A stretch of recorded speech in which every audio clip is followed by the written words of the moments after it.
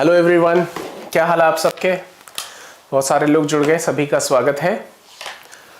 आप देखिए, लोकतंत्र में अपने प्रतिनिधियों को चुनना ये सबसे जिम्मेदारी का काम है कि आप किसके ऊपर ये भरोसा करने वाले हैं कि वो आपके बिहाफ पर सभी डिसीजन ले।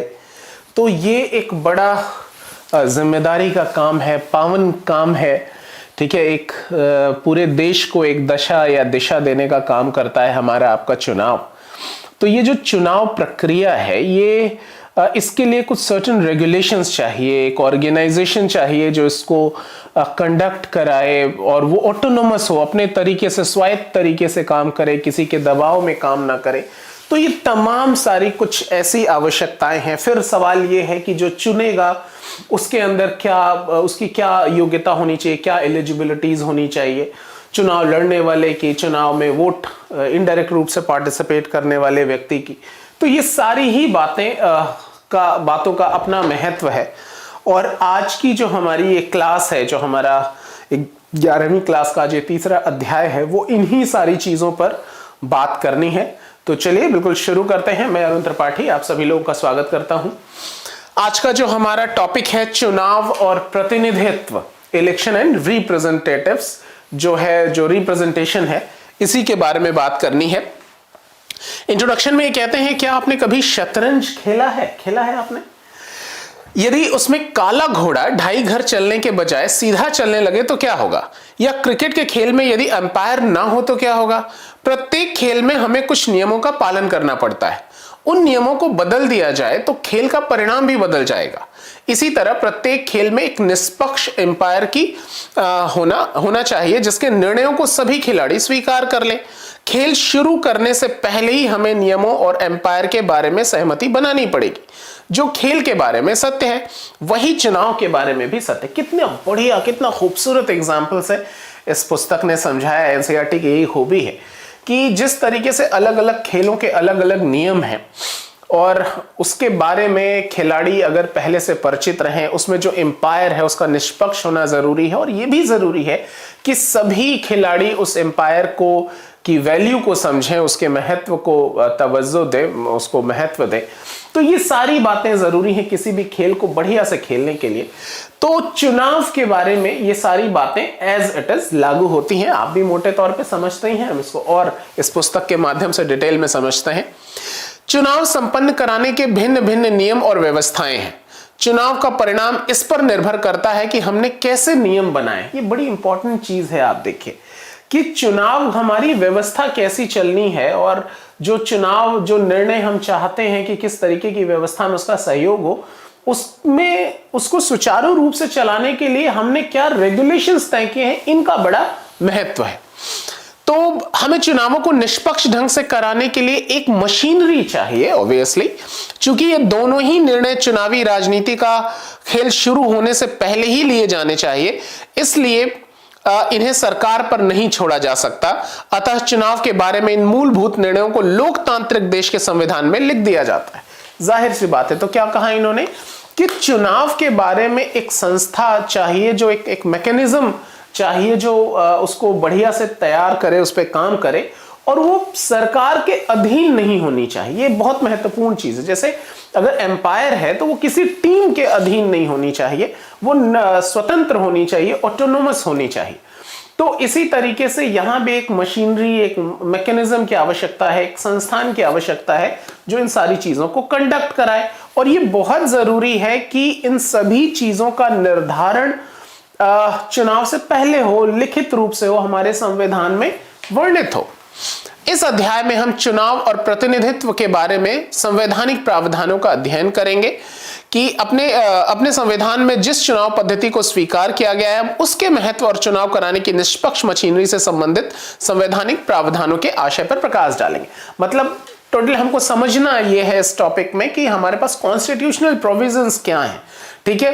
what rules are mentioned in our constitution to conduct these elections। इन चुनावों को कराने के लिए किस प्रक्रिया का इस्तेमाल होता है हमारे देश में, संविधान क्या कहता है, जो संवैधानिक प्रावधान है वो क्या है। तो इन्हीं सारी चीजों को डिस्कस करना है हमको इस अध्याय में। इस संबंध में संविधान के प्रावधानों को संशोधित करने के लिए जो सुझाव दिए गए हैं हम उन्हें भी देखेंगे। इस अध्याय को पढ़ने से आपको निम्नलिखित बातों का पता चलेगा। क्या क्या? एक तो चुनाव की विभिन्न विधियां पता चलेंगी, क्या क्या तरीके हैं चुनाव कराने के, अपने देश की चुनाव व्यवस्था की विशेषताएं क्या हैं उसको वो पता चलेंगी, सिग्निफिकेंस हमारे यहाँ इलेक्शन सिस्टम की, और स्वतंत्र और निष्पक्ष चुनाव कराने के प्रावधानों का महत्व और चुनाव सुधार पर होने वाली बहस। यानी एक फ्री और इंडिपेंडेंट इलेक्शंस को कराने के लिए क्या क्या प्रोविजंस हैं, उसका सिग्निफिकेंस क्या है, महत्व क्या है, और चुनाव सुधार पर किस तरीके की, चुनाव में किस प्रकार के सुधार की आवश्यकता है, उस पर भी डिबेट करने का प्रयास करेंगे इस टॉपिक के दौरान हम।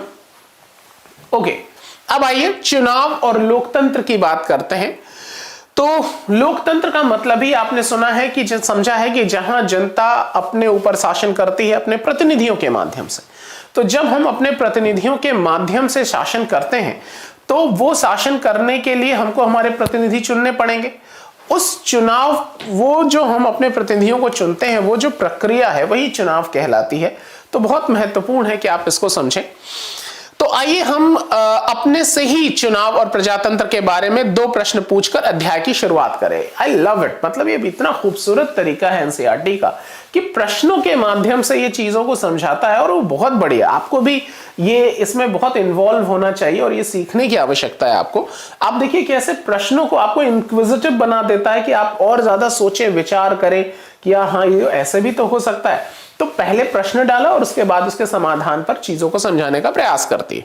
तो पहला प्रश्न क्या है, ये कह रहा है कि खुद से प्रश्न करना है क्या कि क्या बिना चुनाव के लोकतंत्र कायम रह सकता है? अगर चुनाव ही ना हो तो लोकतंत्र कायम रह सकता है क्या? तो ऑब्वियसली नॉट। जो परिभाषा है वही फुलफिल नहीं हो पाएगी। खैर, क्या किताब क्या कहती है अभी देखते हैं। दूसरा प्रश्न ये है कि क्या बिना लोकतंत्र के चुनाव हो सकता है? क्या चुनाव होने के लिए लोकतंत्र का होना जरूरी है या किसी अन्य व्यवस्था में भी चुनाव हो सकता है? ठीक है, बड़े ऑब्वियस से क्वेश्चन है।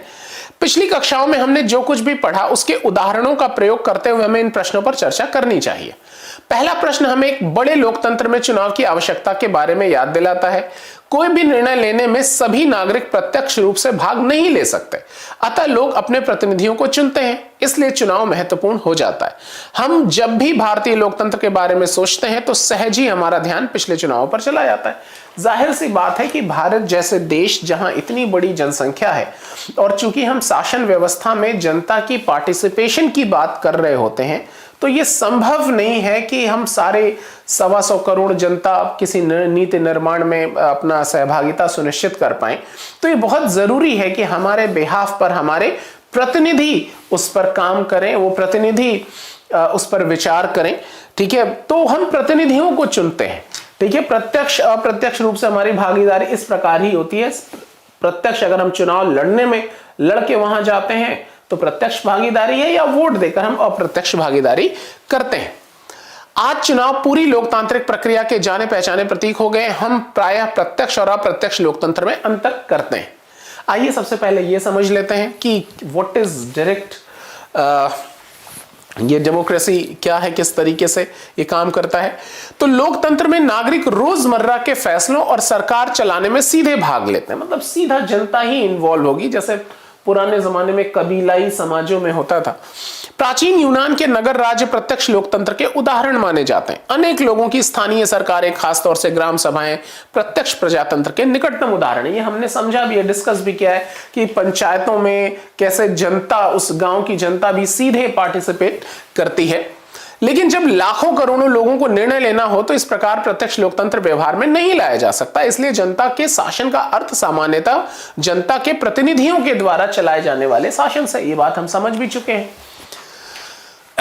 अब आइए, ऐसी व्यवस्था में नागरिक अपने प्रतिनिधियों को चुनते हैं जो देश के शासन और प्रशासन को चलाने में सक्रिय रूप से भाग लेते हैं। इन प्रतिनिधियों को चुनने की विधि को चुनाव या निर्वाचन कहते हैं। ठीक है, अतः महत्वपूर्ण निर्णय लेने और प्रशासन चलाने में नागरिकों की सीमित भूमिका है। यानी हमारी भूमिका यह है कि हम अपने प्रतिनिधियों को चुन लें और वो हमारे बिहाफ पर सारे निर्णय लेते हैं। वे इन नीतियों के निर्माण में बहुत सक्रिय रूप से सम्मिलित नहीं होते। मतलब जनता सीधे सम्मिलित नहीं होती। अब कृषि बिल बन रहा था, क्या आपसे पूछने आए, या किसी भी तरीके के नियम कानून या पॉलिसीज बनाई जाती हैं, क्या डोर टू डोर जाके प्रधानमंत्री या जो भी रिलेटेड मिनिस्टर है वो आपसे पूछता है? नहीं पूछता है। तो हमारा कंट्रीब्यूशन जो है वो क्या, हमने वोट दे दिया और उनको सारी अथॉरिटी दे दी कि साहब आप डिसीजन लो हमारे बिहाफ पर, हम रोज रोज नहीं इंटरफेयर करने जाएंगे। तो जनता की बहुत मामूली पार्टिसिपेशन होती है, यही बात ये कह रहा है। तो नागरिक उसमें अप्रत्यक्ष रूप से अपने निर्वाचित प्रतिनिधियों के माध्यम से सम्मिलित होते हैं। जिस व्याख्या में सभी प्रमुख निर्णय निर्वाचित प्रतिनिधियों के माध्यम से लिए जाएं, उसे प्रतिनिधियों के निर्वाचन का तरीका बहुत महत्वपूर्ण हो जाता है। जाहिर है कि अगर हमारे सारे निर्णय हमारे प्रतिनिधि ही ले रहे हैं हमारे बिहाफ पर, तो ये बहुत इंपॉर्टेंट है कि हम अपने प्रतिनिधियों को चुनने के लिए किस तरीके की प्रक्रिया अपनाते हैं, वो कौन सा मैकेनिज्म है जो इनको गवर्न करता है, वो क्या सारे रेगुलेशंस है, ये बहुत अपने आप बहुत महत्वपूर्ण हो जाते हैं। ओके, दूसरा प्रश्न हमें इस बात की याद दिलाता है कि सभी चुनाव लोकतांत्रिक नहीं होते। बहुत सारे गैर लोकतांत्रिक देशों में भी चुनाव होते हैं। वास्तव में गैर लोकतांत्रिक शासक स्वयं को लोकतांत्रिक साबित करने के लिए बहुत आतुर रहते हैं। इसके लिए वो चुनावों को ऐसे ढंग से कराते हैं कि उनके शासन का कोई खतरा न हो। आप देखिए चीन में हमने किस तरीके से उदाहरण समझा था कि कैसे वहां की पार्टी एक ही पार्टी है, वही डिसाइड करती है कि साहब कौन चुनाव लड़ेगा नहीं लड़ेगा। तो चुनाव तो हो रहे हैं, कहने के लिए डेमोक्रेटिक है, लेकिन वो वास्तव में लोकतांत्रिक लक्षण नहीं है उसके अंदर, क्योंकि जनता की उस तरीके की सहभागिता नहीं, उनके पास विकल्प नहीं, ऑप्शन नहीं है। तो बिना ऑप्शन के, बिना विकल्प के ये कैसे संभव है? ठीक है, तो यहां सवाल यह है कि किसी देश में चुनावों को लोकतांत्रिक ढंग से संपन्न कराना सुनिश्चित करने के लिए क्या करना चाहिए? क्वेश्चन इज दिस कि भाई ठीक है, बात तो समझ में आ गई कि डेमोक्रेटिक कंट्री है, उसमें चुनाव जरूरी है, लेकिन क्या करें कि ये सारी चीजें बहुत बेहतर तरीके से संपन्न हो जाए? इसी बिंदु पर संविधान की महत्वपूर्ण भूमिका है। बस यही वो बात है, यही वो सवाल है जहां से कॉन्स्टिट्यूशन का रोल बढ़ जाता है। कॉन्स्टिट्यूशन में एक एक चीज मेंशन है कि क्या करना चाहिए, नहीं करना चाहिए। एक लोकतांत्रिक देश का संविधान चुनावों के लिए मूलभूत नियम बनाता है और इस संबंध में विस्तृत नियम कानून बनाने का काम विधायिका पर छोड़ देता है। ये मूलभूत नियम सामान्यतः हमें बताते हैं कि यानी legislative body is responsible to make laws. वो जो विधायिका होती है, वो जो हमारी संसद हमारे देश में, वो क्या नियम कानून है, वो हमारे जनता के प्रतिनिधियों का ही समूह है। तो वो इस देश में चुनाव की प्रक्रिया के लिए कानून बनाते हैं। तो यहां क्या है कि जो ये मूलभूत नियम है हमारे देश में चुनाव से संबंधित, वो बेसिकली हमें क्या बताते हैं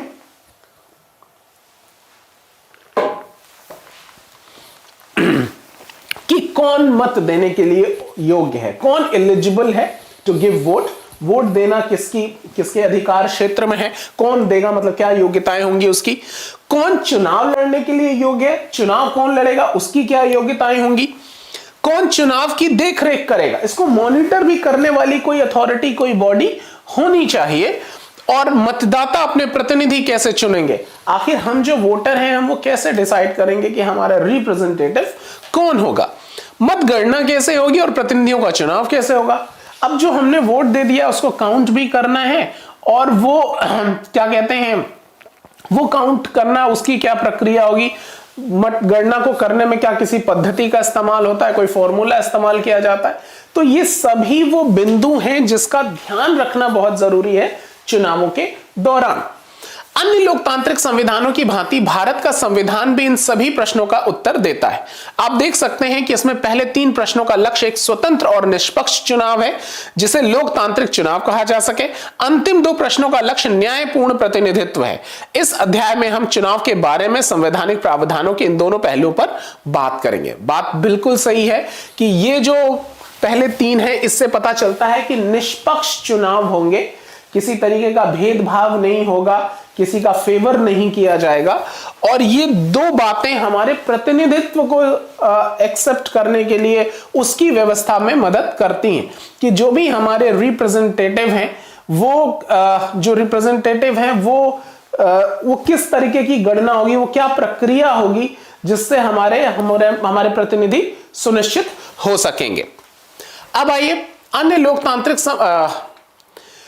यहां कुछ होमवर्क है, ये आप देख लीजिएगा। अब आइए भारत में चुनाव व्यवस्था क्या है, कि जो इलेक्शन सिस्टम इन इंडिया वो क्या है, उसको थोड़ा सा समझ देते हैं। यहां आप ऊपर आपने चुनावों की विभिन्न विधियों या व्यवस्थाओं पर गौर किया होगा। आपको आश्चर्य भी हुआ होगा कि ये सब क्या है।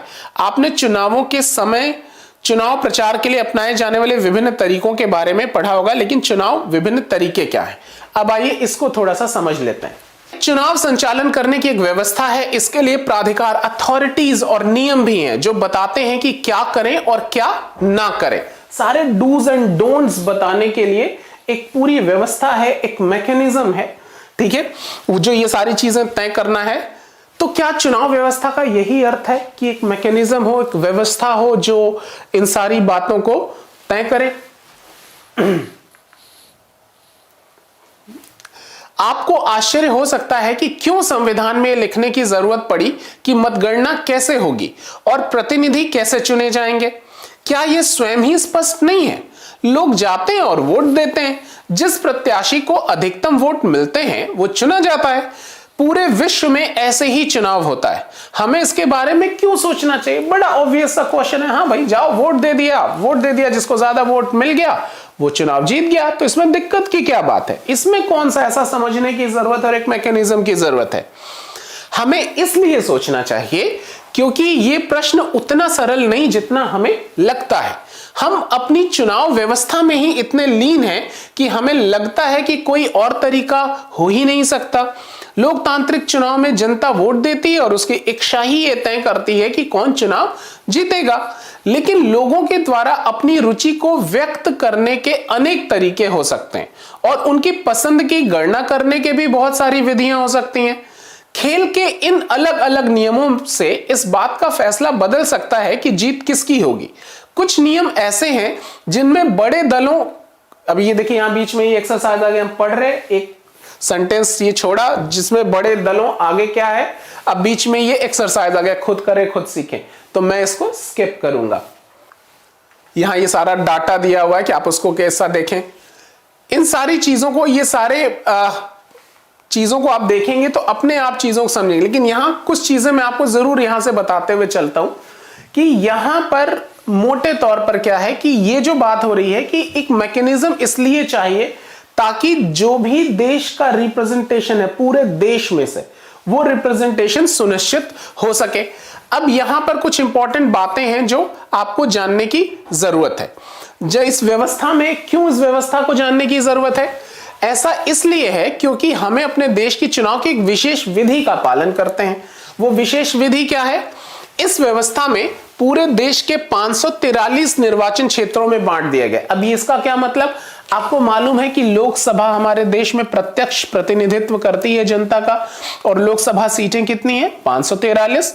2 लोग अभी तक एंग्लो इंडियन कम्युनिटी से चुनकर आते थे, ठीक है, तो इस तरीके से वो अभी नहीं, तो 543 सीटों पर हमारे देश में चुनाव होता है। यानी पूरे देश को अगर अलग अलग कॉन्स्टिट्यूएंसी में, लोकसभा क्षेत्रों में बांटा जाए, चुनाव क्षेत्रों में बांटा जाए, तो वो संख्या कितनी आएगी? 543। तो हमारे देश में 543 निर्वाचन क्षेत्र हैं, मतलब पूरे देश को अलग अलग निर्वाचन क्षेत्रों में बांटा गया जिसकी संख्या 543 है। उन क्षेत्रों से वहां के रहने वाले लोग अपने प्रतिनिधियों को चुनकर लोकसभा में भेजते हैं। प्रत्येक निर्वाचन क्षेत्र से एक प्रतिनिधि चुना जाता है और उस निर्वाचन क्षेत्र में जिस प्रत्याशी को सबसे ज्यादा वोट मिलते हैं उसे निर्वाचित घोषित कर दिया जाता है। जाहिर सी बात है। अब मान लीजिए आप जहां रहते हैं वहां वो एक निर्वाचन क्षेत्र है, वहां एक कैंडिडेट, मतलब कई सारे कैंडिडेट चुनाव लड़ते हैं, सब अपनी अपनी आइडियोलॉजी लेकर आपके बीच में जाते हैं। आप जिसकी आइडियोलॉजी से एग्री करते हो उसको वोट करते हो। अब जिस भी प्रत्याशी को सबसे ज्यादा वोट मिलता है वो चुनाव जीता हुआ माना जाता है कि वो चुनाव जीत गया। यह ध्यान रखना जरूरी है कि इस व्यवस्था में जिस प्रत्याशी को अन्य सभी प्रत्याशियों से अधिक वोट मिल जाता है उससे ही निर्वाचित घोषित किया जाता है। मतलब ऑब्वियसली जिसको सबसे ज्यादा वोट मिला वही विजयी माना जाएगा। विजयी प्रत्याशी के लिए जरूरी नहीं कि उसे कुल मतों का बहुमत मिले। इस विधि को जो सबसे आगे वही जीते प्रणाली कहते हैं, first pass the post system. तो तो first pass the post system क्या है, इसको बहुत आसान भाषा में समझ, जिसको ज्यादा वोट मिला वो जीतेगा। ठीक है, यानी अगर 100 वोट है, 100 लोग वोट देने वाले हैं, 100 लोगों में से मान लीजिए 40 लोग वोट ही नहीं दे रहे, 60 ही लोग वोट दे रहे हैं। अब 60 में से भी किसी को 30 मिला, किसी को 20 मिला, किस तरीके से मिल रहा है, तो जिसको सबसे ज्यादा वोट मिला वो विजयी घोषित हो जाएगा। इसी को first pass the post system कहते हैं। ठीक है, तो first pass the post system, जिसको सबसे ज्यादा वोट मिला वो चुनाव जीतेगा। ओके, चुनावी दौड़ में जो प्रत्याशी अन्य प्रत्याशियों के मुकाबले सबसे आगे निकल जाता है वही विजयी होता है। इसे बहुलवादी व्यवस्था भी कहते हैं। संविधान इसी विधि को स्वीकार करता है। यानी हमारे कॉन्स्टिट्यूशन में जो सिस्टम इन्वॉल्व किया गया है वो क्या, कि जिसको ज्यादा वोट मिलेगा वो चुनाव जीत जाएगा। आइए अपने उदाहरण की ओर लौटते हैं। यहां कुछ डाटा दिया था। कांग्रेस पार्टी को प्राप्त मतों के अनुपात से ज्यादा सीटें इसलिए मिली क्योंकि अनेक निर्वाचन क्षेत्रों में जहां उसके प्रत्याशी जीते उन्हें 50% से कम वोट मिले। यदि चुनाव मैदान में कई प्रत्याशी हों तो जीतने वाले प्रत्याशी को प्रायः 50% से कम वोट मिलते हैं। ठीक है, यहां ये जो डाटा दिया हुआ है इसी के आधार पर यह उदाहरण बताया है। तो यहां कहने का मतलब उसी बात को एग्जाम्पल के माध्यम से कह रहा है कि जिसको भी first pass the post system को इन्होंने एक्सप्लेन किया कि जिस भी कारण से किसी भी प्रत्याशी को ज्यादा वोट मिला है विजयी उसी को माना जाएगा। अब आ जाइए, ये प्रोपोर्शनल सिस्टम एक होता है। आपसे कई राष्ट्रपति का चुनाव पढ़ते हैं तो भी अन्य चुनावों में भी इस बात की बात होती है कि समानुपातिक प्रतिनिधित्व किसको कहते हैं। ये प्रोपोर्शनल सिस्टम क्या होता है, इसको भी थोड़ा सा समझने की कोशिश करते हैं। ठीक है, तो आइए भारत के बारे में समझने से पहले ये जो पुस्तक में एग्जाम्पल है इसके आधार पर समझते हैं। ये कहता है कि आइए इसकी तुलना इजराइल में होने वाले चुनावों से करें, जहां एक बिल्कुल भिन्न चुनाव व्यवस्था का पालन किया जाता है। इजराइल में मतगणना के बाद प्रत्येक पार्टी को संसद में उसी अनुपात में सीटें दे दी जाती हैं जिस अनुपात में उन्हें वोटों में हिस्सा मिलता है। कहने का मतलब ये कि मान लीजिए अलग अलग पार्टी मिली, उनके अलग अलग वोट के प्रतिशत मिले, कि किसी को 10% मिला, किसी को 5% मिला, किसी को 20% मिला। तो इजराइल में क्या होता है कि जो उनकी संसद होती है तो जिस प्रतिशत में वोट मिला उसी प्रतिशत में उनको संसद में सीटें दे दी जाती हैं। कि आपको वोट मिला 5% तो संसद में सीटें भी टोटल सीटों का 5% ही मिलेंगी। यहां आपको 30% मिला तो संसद में 30% सीटें आपको मिल जाएंगी। तो इजराइल में यह व्यवस्था है।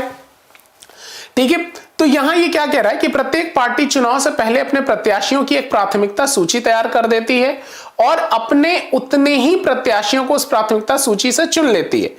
जितनी सीटों का कोटा उसे दिया जाता है। चुनाव की इस व्यवस्था को समानुपातिक प्रतिनिधित्व प्रणाली कहते हैं। इस प्रणाली में किसी पार्टी को उतनी ही प्रतिशत सीटें मिलती हैं जितने प्रतिशत उसे वोट मिलते हैं।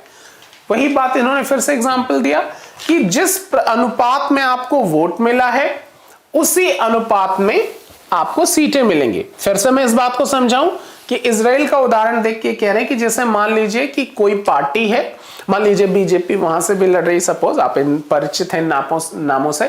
अब बीजेपी को मिला 30% वोट, कांग्रेस को मिला 20% वोट, किसी अन्य पार्टी को कुछ और परसेंट।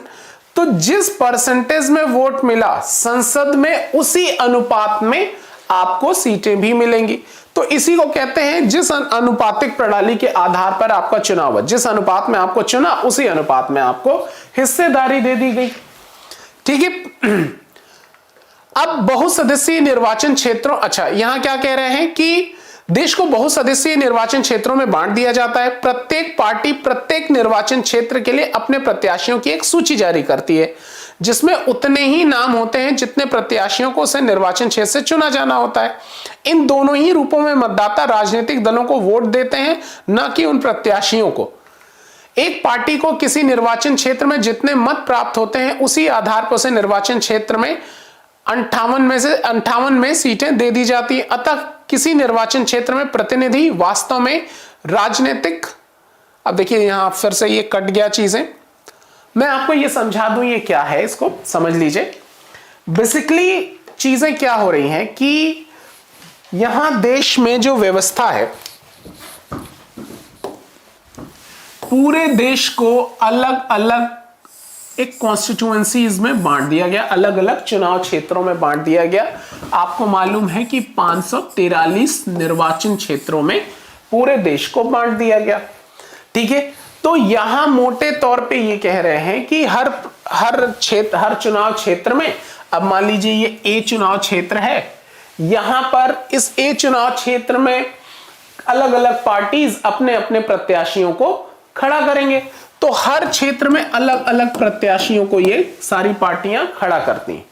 तो पहला first pass the post system ये होता है कि जिस प्रत्याशी को ज्यादा वोट मिला वो जीत जाएंगे। चुनावी जो अनुपातिक प्रणाली है वो ये कह रहा है कि यहां इस पूरे देश से जिस भी अनुपात में इनको वोट मिल रहे हैं, उसी अनुपात में, इजराइल का एग्जाम्पल दिया उन्होंने, उसी अनुपात में उनको संसद में वहां की सीटें भी मिल रही। तो इस तरीके से इसने समझाने की कोशिश की कैसे आनुपातिक प्रणाली उनके यहां काम करती है।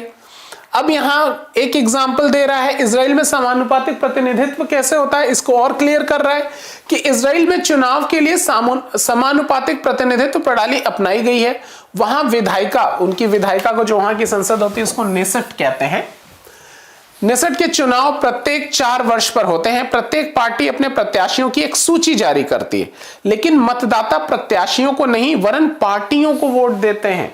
जैसे पूरे देश से कई बार मोदी जी चुनाव लड़ जाते हैं, तो वो कैसे होता है, ठीक है, वहां कई बार अपने कैंडिडेट को नहीं देखते हो, आप किसको वोट दे रहे हो, हम तो बीजेपी को वोट दे रहे हैं। आप देखिए जैसे दिल्ली में आप पार्टी, कई लोग कैंडिडेट को नहीं जानते लेकिन वो आप पार्टी को वोट दे देते हैं। तो वहां इजराइल का एग्जाम्पल देख कह रहा है कि वहां महत्वपूर्ण वो प्रत्याशी नहीं है, महत्वपूर्ण कौन है, वो पार्टी है। तो जनता जो वोट दे रही है वो उस पार्टी को वोट दे रही है। तो प्रत्येक पार्टी को प्राप्त वोटों के अनुपात में ही विधायिका में सीटें मिलती है। वही बात कि जितने परसेंट वोट किसी पार्टी को मिले, जैसे मैंने आपको एग्जाम्पल में बताया, उतने ही परसेंट सीटें उसको उस विधायिका में मिलेगी। इससे सीमित जनाधार वाली छोटी पार्टियों को भी विधायिका में कुछ प्रतिनिधित्व मिल जाता है। यानी अगर कोई ऐसी पार्टी है जिसका जनाधार बहुत व्यापक नहीं है, बहुत कम लोग ही उसको वोट देते हैं, तो ठीक है, थोड़ा 2% उसको वोट मिला, तो इसका मतलब ये नहीं होगा कि वो विधायिका से बाहर रहेगी, उसको भी विधायिका में स्थान मिलेगा, 2% का मिले, लेकिन एटलीस्ट वहां के लेजिस्लेचर में उसका पार्टिसिपेशन तो हो गया। तो वहां की विधायिका में ऐसी व्यवस्था है कि जिस अनुपात में जनता आपको वोट करेगी उसी अनुपात में आपको विधायिका में जगह भी मिलेगी। अब यहां निम्नलिखित सारणी में 2015 के नेसेट के चुनाव परिणाम दिए गए हैं, तो इसको देखने की आवश्यकता नहीं है कि हम इस चीज को यहां समझें। अब आइए, भारत में हमने समानुपातिक प्रतिनिधित्व प्रणाली को केवल अप्रत्यक्ष चुनाव के लिए ही सीमित रूप में अपनाया है। यानी हमारे यहां जो ये प्रोपोर्शनल सिस्टम है, हम इसका इस्तेमाल डायरेक्ट इलेक्शंस में नहीं करते। मतलब जो लोकसभा विधानसभा के चुनाव होते हैं, हम वहां प्रोपोर्शनल सिस्टम का इस्तेमाल नहीं करते, हम इनका इस्तेमाल करते अप्रत्यक्ष चुनावों में। जैसे राष्ट्रपति का चुनाव होता है, अप्रत्यक्ष चुनाव का मतलब कि हम जनता वोट कर रही है अपने प्रतिनिधियों के माध्यम से। अब राष्ट्रपति के चुनाव में वोट कौन करता है राष्ट्रपति को चुनने के लिए, एमपीज एमएलएस। ये एमपीज एमएलएस कौन है, हमारे रिप्रेजेंटेटिव हैं। तो यानी हम ही वोट कर रहे हैं अपने प्रतिनिधियों के माध्यम से, तो इसको अप्रत्यक्ष चुनाव कहते हैं। तो हमारे यहां जो अनुपातिक प्रणाली का इस्तेमाल होता है, जो प्रोपोर्शनल सिस्टम का इस्तेमाल होता है, वो हमेशा इनडायरेक्ट इलेक्शंस में ही होता है, चाहे वो राष्ट्रपति का हो, ठीक है, विधानसभा, उसमें क्या कहते हैं, राज्यसभा का हो, इस तरीके से। तो जो भी अप्रत्यक्ष चुनाव होते हैं, हम वहीं पर उसको सीमित रूप से अपनाया है। हमारा संविधान राष्ट्रपति, उपराष्ट्रपति, राज्यसभा और विधान परिषदों के चुनाव के लिए समानुपातिक प्रतिनिधित्व प्रणाली का एक तीसरा और जटिल रूप प्रस्तावित करता है। तो हमको अपनी सिस्टम को थोड़ा सा समझने की आवश्यकता है। तो समानुपातिक प्रतिनिधित्व है क्या, ये क्या कह रहा है, एक बार इसको समझ लीजिए। यहां उदाहरण देके बता रहा है कि किसी बड़े भौगोलिक क्षेत्र को एक निर्वाचन क्षेत्र मान लिया जाता है, पूरा का पूरा देश एक निर्वाचन क्षेत्र गिना जाता है। एक निर्वाचन क्षेत्र से कई प्रतिनिधि चुने जा सकते हैं, मतदाता पार्टी को वोट देता, वही चीज ये दोबारा रिपीट कर रहे हैं। अब आइए, राज्यसभा के चुनाव में समानुपातिक प्रतिनिधित्व की प्रणाली वो क्या है, इसको समझने का प्रयास करते हैं। समानुपातिक प्रतिनिधित्व का एक तीसरा स्वरूप हमें भारत में राज्यसभा चुनाव में देखने को मिलता है। इसे एकल संक्रमणीय मत प्रणाली भी कहते हैं, सिंगल ट्रांसफरेबल सिस्टम। ये जो एकल संक्रमणीय मत प्रणाली है इसको सिंगल ट्रांसफरेबल सिस्टम अंग्रेजी में कहते हैं। प्रत्येक राज्य को राज्यसभा में सीटों का निश्चित कोटा प्राप्त है। मतलब कि हर राज्य, मान लीजिए दिल्ली से राज्यसभा चुने, मान लीजिए 3 सीटें हैं, तो दिल्ली से केवल 3 राज्यसभा सदस्य ही जाएंगे। उत्तर प्रदेश में कुछ है, एमपी में कुछ है, बिहार में कुछ है। तो हर राज्य की कुछ फिक्स सीटें हैं कि उनके कितने प्रतिनिधि राज्यसभा में जाएंगे। जब ये पूरा स्ट्रक्चर हम कॉन्स्टिट्यूशन में पढ़ते हैं, संविधान का, लोकसभा, राज्यसभा, तो ये सारी संरचना को बहुत डिटेल में वहां समझते हैं। अभी मैं वो सारी चीजें आपको बताने लगूंगा तो फिर वही बहुत बड़ा एक्सप्लेनेशन हो जाएगा, हमारा एनसीईआरटी रह जाएगा। तो एक बार एनसीईआरटी के माध्यम से चीजों को समझ लेते हैं ये क्या कह रहा है, फिर इसको और डिटेल में हम कॉन्स्टिट्यूशन पढ़ेंगे तो आपसे डिस्कस करेंगे। ठीक है, वहीं पर आपके तमाम सारे प्रश्नों का जवाब मिल जाएगा कि राज्यपाल कैसे बनते हैं, कौन किसको वोट देता है, तो ये सारी चीजों का भी वहां उत्तर मिल जाएगा। एक बार एनसीईआरटी में क्या लिखा हुआ है वो समझ लेते हैं, फिर ताकि आगे बढ़ें और ये हो जाए कि हमने 11वीं की एनसीईआरटी पढ़ ली। अब जब संविधान पढ़ेंगे तो उसको और डिटेल में समझेंगे, बेसिक्स आपके क्लियर रहेंगे। ओके, तो जैसा मैं, हर राज्य को एक निश्चित कोटा प्राप्त है, हर राज्य की कुछ निश्चित सीटें हैं कि इतनी सीटें होंगी राज्यसभा में। राज्यों की विधानसभा के सदस्यों द्वारा इन सीटों के लिए चुनाव किया जाता है। इसमें राज्य के विधायक ही मतदाता होते हैं। मतदाता चुनाव में खड़े सभी प्रत्याशियों को अपनी पसंद के अनुसार एक वरीयता क्रम में मत देता है। जीतने के लिए किसी प्रत्याशी को मतों का एक कोटा प्राप्त करना पड़ता है, जो निम्नलिखित फार्मूले के आधार पर निकाला जाता है। उसके लिए बाकायदा फॉर्मूला है। फॉर्मूला क्या है कि जो कुल मतदान मिलेंगे, जो भी वोट पड़ा टोटल, उसमें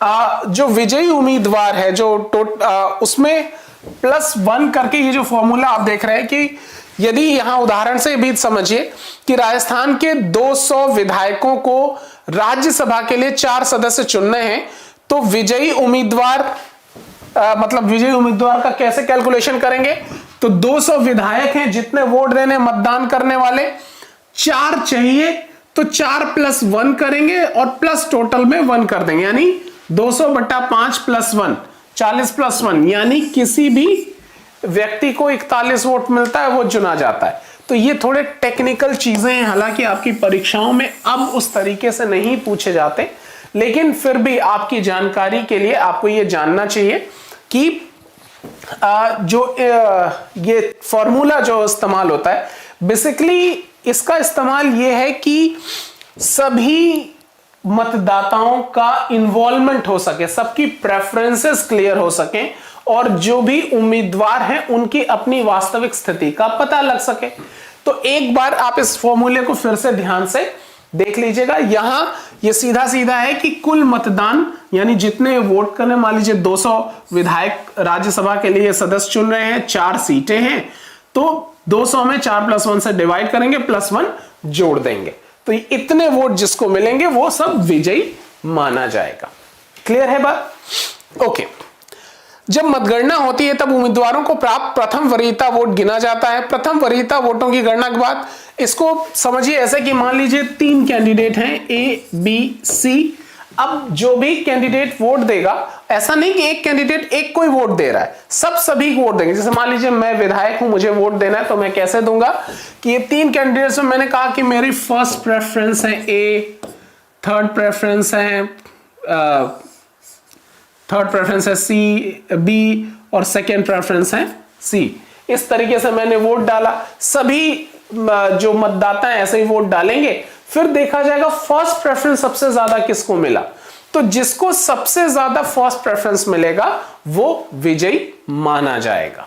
ठीक है, इतनी बात क्लियर है?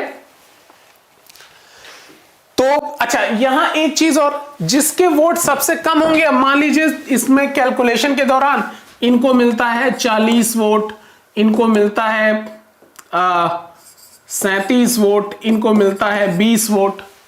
तो इस तरीके से देखा जाता है कि सबसे ज्यादा कम वोट किसको मिला। अब मान लीजिए C को सबसे ज्यादा कम वोट मिला, इनको एलिमिनेट कर दिया जाएगा, लेकिन इनको जो वोट मिले ये वेस्ट नहीं होंगे।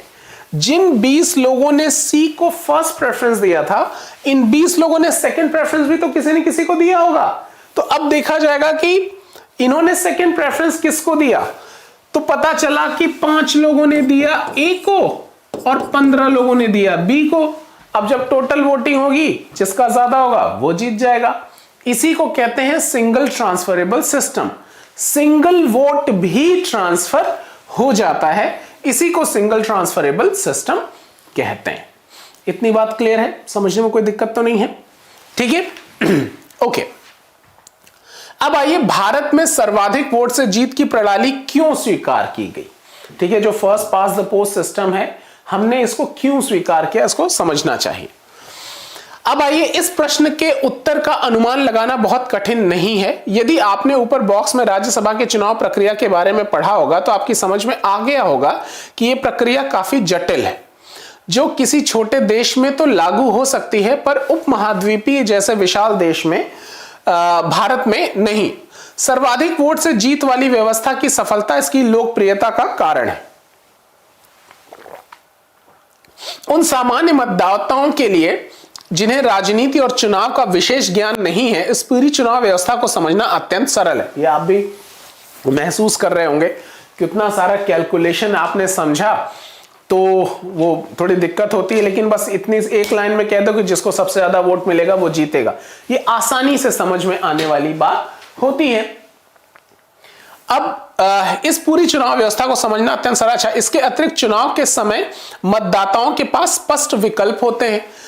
मतदाताओं को वोट करते समय किसी प्रत्याशी या दल को केवल स्वीकृति प्रदान करना होता है। राजनीति की वास्तविकता को ध्यान में रखकर मतदाता किसी प्रत्याशी को भी वरीयता दे सकता है और किसी दल को भी। वो चाहे तो इन दोनों में मतदान के समय संतुलन बनाने की कोशिश भी कर सकता है। जाहिर सी बात है, उसको कैंडिडेट अच्छा लग रहा है तो उसके आधार पर वोट देगा, वो पार्टी को वोट देना चाहता है तो उसके आधार पर भी वोट देता है। कई बार आपको मान लीजिए वो, अब जैसे उत्तर प्रदेश में चुनाव है, अब कोई चाहता नहीं बीजेपी की सरकार बननी चाहिए, कोई चाहता नहीं साहब अखिलेश यादव की सरकार बननी चाहिए। तो ऐसे में भले ही आप तो उसी को वोट देंगे ना जो आपकी कॉन्स्टिट्यूएंसी से जो कैंडिडेट खड़ा है। कई लोग अपने पसंदीदा कैंडिडेट के लिए वोट करते हैं, कई लोग उस पार्टी के नाम पे वोट कर देते हैं। तो ये दोनों ही प्रक्रियाएं होती हैं। कई बार आप ये संतुलन स्थापित करने लगते हैं कि नहीं यार, जिताना अपनी पार्टी के कैंडिडेट हमको नहीं पसंद है तो भी उसको वोट कर दो क्योंकि वो हमारी पसंदीदा पार्टी से उठा हुआ है। तो इस तरीके से भी संतुलन लोग करते हैं हमारे देश में। यह प्रणाली मतदाताओं को केवल दलों में ही नहीं वरन उम्मीदवारों में भी चयन का स्पष्ट विकल्प देती है। ठीक है, इससे हमारे सामने ऑप्शंस बढ़ जाते हैं। अन्य चुनावी व्यवस्थाओं में खासतौर से समानुपातिक प्रतिनिधित्व प्रणाली में मतदाताओं को किसी एक दल को चुनने का विकल्प दिया जाता है, लेकिन प्रत्याशियों का चयन पार्टी द्वारा जारी की गई सूची के अनुसार होता है। ठीक है, तो यहां चीजें क्या हो रही हैं, ये कह रहा है कि मतदाताओं को किसी एक दल को चुनने का ही विकल्प दिया जाता है। आप खाली ये डिसाइड करो कि आप किस पार्टी को वोट करने वाले हो, लेकिन प्रत्याशियों का चयन पार्टी द्वारा जारी की गई सूची के अनुसार होता है। तो आपके सामने यह है कि बीजेपी की, कांग्रेस की, कोई और, लेकिन वो जो सूची जारी होती है उनके कैंडिडेट्स की, वो निर्धारण वो पार्टी करती है। वहां जनता का इन्वॉल्वमेंट नहीं होता, वहां आपकी चॉइसेस नहीं होती। फिर आप पार्टी की इच्छाओं के आधार पर चीजों को चुनते हो। ये थोड़ा सा कॉम्प्लेक्स होता है, लेकिन ये बहुत मुश्किल भी नहीं। आप देखिए 11वीं क्लास के बच्चे के लिए ये सारी चीजें लिखी हैं। तो बेसिक, हालांकि यहां से आपके प्रश्न नहीं आते, लेकिन फिर भी इसकी अंडरस्टैंडिंग आपको तमाम सारी और कॉन्स्टिट्यूशनल चीजों को समझने में मदद करेगी। इसलिए भी ये बहुत इंपॉर्टेंट है। कई लोगों के मन में इनसे जुड़े हुए तमाम सारे भ्रम बने रहते हैं। हम अब चूंकि यहां वो स्पेस नहीं है कि मैं आपको इसके कॉन्स्टिट्यूशनल एस्पेक्ट्स बता सकूं, जो एकदम एग्जैक्ट पिक्चर है वो बता सकूं, नहीं तो हमारा डाइवर्जन हो जाएगा, ये एनसीईआरटी छूट जाएगी, फिर हम उन बातों पर ही डिस्कस करने लगेंगे। तो थोड़ा सा आप भी इस चीजों को जो यहां लिख रहा है उसके आधार पर चीजों को समझने का प्रयास कीजिए। जब हम कॉन्स्टिट्यूशन डिस्कस करेंगे और डिटेल में ये सारी चीजें आपकी समझ में आनी शुरू हो जाएंगी। अब आ जाइए, अब आइए, यहां ये कुछ होमवर्क दिया हुआ है, कहां पहुंचे क्या समझे ये आप देख लीजिएगा, ये सारे। अब आइए निर्वाचन क्षेत्रों का आरक्षण, इसको थोड़ा सा समझते हैं कि जो ये हमारे निर्वाचन क्षेत्र हैं, जो कॉन्स्टिट्यूएंसीज हैं, ये कॉन्स्टिट्यूएंसीज का जो आरक्षण है वो कैसे किस आधार पर हो रहा है। तो क्या कहती है किताब, हमने पहले पढ़ा कि सर्वाधिक मत से जीत वाली प्रणाली में किसी निर्वाचन क्षेत्र में जिस किसी उम्मीदवार को सबसे अधिक वोट मिल जाता है उसे ही चुना हुआ घोषित कर दिया जाता है। First pass the post system आपने अभी समझा। इससे छोटे छोटे सामाजिक समूहों का अहित हो जाता है। यह भारतीय सामाजिक परिवेश में और अधिक महत्वपूर्ण है। हमारे यहाँ जाति आधारित भेदभाव का इतिहास रहा है।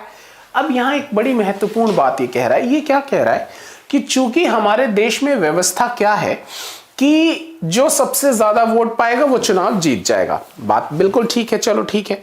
अब मान लीजिए किसी क्षेत्र में वहां जातिगत आधार पे चीजों का बंटवारा हुआ। अब कई सारा कमजोर वर्ग है, चाहे वो जाति पे आधारित हो या वर्ग पे आधारित हो। अगर कोई कमजोर वर्ग है और वो संख्या में कम है तो वो तो अपना प्रतिनिधित्व सुनिश्चित नहीं कर पाएगा। वो कैसे कर पाएगा, क्योंकि उसकी संख्या ही कम है। तो ऐसे में उसकी अपनी डिमांड्स का क्या होगा, उसकी अपनी मांगों का क्या होगा। तो ऐसी व्यवस्था में उस व्यक्ति को लगेगा कि नहीं, हमारे साथ समानता नहीं हो रही है। अब कहने के लिए तो लोकतंत्र कह दिया गया, लेकिन क्या उस व्यक्ति की नजर में वाकई लोकतंत्र स्थापित हो रहा है? नहीं, उसकी तो सहभागिता ही नहीं हो पा रही है। क्योंकि अगर वो कुछ भी कर ले, वो जन सहभागिता नीति निर्माण में सहभागी नहीं बन सकता, चुनाव ही नहीं जीत सकता। हमारे यहाँ first pass the post system है, जिसको सबसे ज्यादा वोट मिलेगा वो चुनाव जीतेगा। अब उस समुदाय की संख्या ही कम है, अब क्या करें, या वो बहुत कमजोर है किसी भी आधार पे, चाहे जातिगत आधार पे या वर्ग आधार पर। तो अगर उनका प्रतिनिधित्व ही नहीं होगा तो ये व्यवस्था फिर लोकतंत्र केवल कहने के लिए होगी। वास्तविक लोकतांत्रिक चीजें जो उसके गुण हैं वो स्थापित नहीं हो पाएंगे। तो इसको कंपनसेट किए जाने की आवश्यकता है। तो यहीं से एक विकल्प निकल कर आता है आरक्षण का, जिसको समझना चाहिए। ये वही बात कर रहे हैं। आप कहेंगे हमारे यहाँ जाति, ये कह रहा है कि हमारे यहाँ जाति आधारित भेदभाव का इतिहास रहा है। ऐसी सामाजिक व्यवस्था में सर्वाधिक मत से जीतने वाली प्रणाली का परिणाम यह होगा कि दबंग सामाजिक समूह और जातियां हर जगह जीत जाएंगी और दलित उत्पीड़ित सामाजिक समूह का कोई प्रतिनिधित्व प्राप्त नहीं होगा, जो मैंने आपको बताया अभी। तो दलित उत्पीड़ित सामाजिक समूहों के लिए उचित और न्यायपूर्ण प्रतिनिधित्व सुनिश्चित करने की आवश्यकता समझते थे हमारे जो कॉन्स्टिट्यूशन मेकर्स थे। स्वतंत्रता के पूर्व भी इस विषय पर बहस हुई थी और ब्रिटिश सरकार ने पृथक निर्वाचन मंडल की शुरुआत की थी, ठीक है, जिसका बड़ा विरोध हुआ था। आप हिस्ट्री में इसको बहुत डिटेल में पढ़ते हैं की शुरुआत हुई थी। इसका अर्थ यह था कि किसी समुदाय के प्रतिनिधि के चुनाव में केवल उसी समुदाय के लोग वोट डाल सकेंगे। संविधान सभा के अनेक सदस्यों को इस पर शंका थी। उनका विचार था कि यह व्यवस्था हमारे उद्देश्यों को पूरा नहीं करेगी। अब अंग्रेजों ने क्या किया था कि अंग्रेजों ने इस सिस्टम को सही ठहराने के लिए उन्होंने क्या किया, उन्होंने कह दिया कि ठीक है भैया, एक काम करते हैं, ये जो कमजोर समुदाय है, चाहे जो दलित है या उत्पीड़ित है, जो भी समुदाय था जिसको आप कमजोर कह रहे हैं उस व्यवस्था में, अब कह दिया कि चलो ये सेपरेट इलेक्शन सिस्टम होगा, इस समुदाय का वोट कोई व्यक्ति चुनाव लड़ेगा, इसको इसी समुदाय का व्यक्ति वोट करेगा। तो अंग्रेजों ने तो ये बड़ी चालाकी से काम किया। कहने के लिए तो वो न्याय कर रहे थे कि कमजोर को भी सहभागिता दे, लेकिन इससे समाज में बंटवारा पैदा होना शुरू हो गया। अब स्पष्ट विभाजन शुरू हो जाएगा कि मुसलमान को मुसलमान ही वोट देगा। तो ऐसे में अगर किसी एक समुदाय को एक ही समुदाय वोट कर रहा है तो क्या आप उसको जन प्रतिनिधि कह पाएंगे कि वो लोगों का प्रतिनिधित्व है? और क्या जब वो ऐसे चुने जाने पर उसके हाथ में नीति बनाने का मौका मिलेगा, ताकत आएगी, तो क्या वो सभी वर्गों के साथ न्याय कर पाएगा? नहीं। तो ये चुनौतियां तो फिर भी बनी हुई थी। तो हमारे कॉन्स्टिट्यूशन मेकर्स ये समझ रहे थे कि इससे हमारा मोटिव, हमारा पर्पस सर्व नहीं होगा। तो फिर क्या किया? इसलिए आरक्षित निर्वाचन क्षेत्रों की व्यवस्था को अपनाया गया। इस व्यवस्था के अंतर्गत किसी निर्वाचन क्षेत्र में सभी मतदाता वोट तो डालेंगे, लेकिन प्रत्याशी केवल उसी समुदाय या सामाजिक वर्ग का होगा जिसके लिए सीट आरक्षित। क्लियर हो गई होगी बात कि यहां हमने मतदाताओं में कोई आरक्षण नहीं किया, वो तो डालेंगे वोट, लेकिन हमने सीटें आरक्षित कर दी कि साहब ये वाला जो चुनाव क्षेत्र, ये जो कॉन्स्टिट्यूएंसी है, ये आरक्षित होगा, ये किसी दलित समुदाय का कोई व्यक्ति उठेगा या इस सीट पे कोई महिला ही प्रत्याशी होगी। तो वो आरक्षित सीटें कर दिया। वोट तो वो सारे लोग डालेंगे, चाहे आप किसी भी समुदाय के लोग हो, लेकिन प्रत्याशी उसी समुदाय का होगा जिस वर्ग के लिए आरक्षित है। क्लियर है बात? ठीक है। तो इस प्रकार से वो प्रत्याशी भले ही किसी वर्ग का हो, भले ही कमजोर वर्ग का हो, लेकिन वो प्रतिनिधि किसका हो गया? सभी वर्ग का। तो इस बात का उसको एहसास रहेगा कि मुझे केवल एक समुदाय ने वोट नहीं दिया, मैं आता एक समुदाय से भले हूं, लेकिन मैं प्रतिनिधि सभी समुदायों का हूं। कितना खूबसूरत तरीका है, यहां हमारे कॉन्स्टिट्यूशन मेकर्स ने इसको यहां एस्टैब्लिश किया। ठीक है, बहुत बहुत, मैं हर बार जब भी इस तरीके की बात आती है, आप देखिए बहुत श्रद्धा से मन भर जाता है। बिल्कुल ठीक है, जो भी कॉन्स्टिट्यूशन मेकर्स थे हमारे यहाँ, कितनी खूबसूरती से इन सारे सिस्टम को यहाँ पर उन्होंने मैनेज किया। अब आइए, अनेक ऐसे सामाजिक समूह हैं जो पूरे देश में फैले हुए हैं। किसी एक निर्वाचन क्षेत्र में उनकी इतनी संख्या नहीं होती कि किसी प्रत्याशी की जीत को प्रभावित कर सकें, लेकिन पूरे देश पर नजर डालने पर वे अच्छे खासे समूह पे रूप में दिखाई देते हैं। उन्हें समुचित प्रतिनिधित्व देने के लिए आरक्षण की व्यवस्था जरूरी होती है। जाहिर है वही बात कि अगर आरक्षित सीटें कर दी जाएंगी तो कम से कम संसद में उनकी भी आवाज पहुंचेगी, उनके समुदायों का प्रतिनिधित्व हो जाएगा। तो भले ही वो प्रतिनिधित्व कर, वो क्या कहते हैं, उस किसी कमजोर समुदाय से आते हों, लेकिन वो प्रतिनिधि सभी समुदायों के प्रतिनिधि माने जाएंगे। तो न केवल वो अपने समुदायों की पीड़ा को वहां रख पाएंगे, लेकिन नीतियां बनाते समय बाकी समुदायों के साथ अन्याय नहीं करेंगे, क्योंकि वो रिप्रेजेंटेटिव सभी के हैं। क्लियर है इतनी बात? समझने में कहीं कोई दिक्कत तो नहीं हो रही है? ठीक है, चलिए, बहुत बढ़िया। अब आइए, संविधान अनुसूचित जातियों और अनुसूचित जनजातियों के लिए लोकसभा और राज्यसभा की विधानसभाओं में आरक्षण की व्यवस्था करता है। प्रारंभ में यह व्यवस्था केवल 10 वर्ष के लिए की गई थी। ठीक है, जो इन सीटों के लिए लोकसभा, राज्यसभा, विधानसभाओं के लिए जो आरक्षण की व्यवस्था थी वो केवल 10 वर्षों के लिए ही की गई थी। अनेक संवैधानिक संशोधनों द्वारा इसे बढ़ाकर 2020 तक कर दिया गया है। आरक्षण की अवधि खत्म होने पर संसद इसे आगे बढ़ाने का निर्णय ले सकती है। यानी एक ये फैक्चुअल जानकारी आपको मिल रही है कि शुरुआत में जब हमारी संसदीय व्यवस्था शुरू हुई तो ये प्रोविजन रखा गया कि ये सीटों में आरक्षण इस प्रकार से किया जाएगा, लेकिन आरक्षण देना है ये व्यवस्था केवल 10 वर्षों के लिए निर्धारित हुई। अब ये संसद का अधिकार होगा कि उसको वो एक्सटेंड करना चाहती है तो कर दे। तो संसद ये चाहेगी तो इस तरीके की चीजें वो एक्सटेंड कर सकती है। अभी फिलहाल 2020 तक इस व्यवस्था को एक्सटेंड किया जा चुका है। अब ये फिर संसद ही तय करेगी कि इस व्यवस्था को एक्सटेंड किए जाने की आवश्यकता है या नहीं है। ठीक है, ओके। अब आइए, अब यहां से फिर वही होमवर्क एक समझने के लिए, कौन से निर्वाचन क्षेत्र आरक्षित होंगे ये कौन तय करता है? ये एक बड़ा महत्वपूर्ण प्रश्न। हु विल डिसाइड कि ये वाला एरिया इसको आरक्षित किया जाए, आखिर ये तय कौन करेगा? ठीक, अब आइए, किस आधार पर निर्णय लिया जाता है? यह निर्णय एक स्वतंत्र संस्था द्वारा लिया जाता है जिसे परिसीमन आयोग कहते हैं। बहुत बहुत ही इंपॉर्टेंट, परिसीमन आयोग। राष्ट्रपति परिसीमन आयोग का गठन करते हैं। देखिए, ये भी एक फैक्ट हो गया, राष्ट्रपति ही बनाते हैं। परिसीमन आयोग का गठन करते हैं। यह चुनाव आयोग के साथ मिलकर काम करता है। इसका गठन पूरे देश में निर्वाचन क्षेत्रों की सीमा खींचने के उद्देश्य से किया जाता है।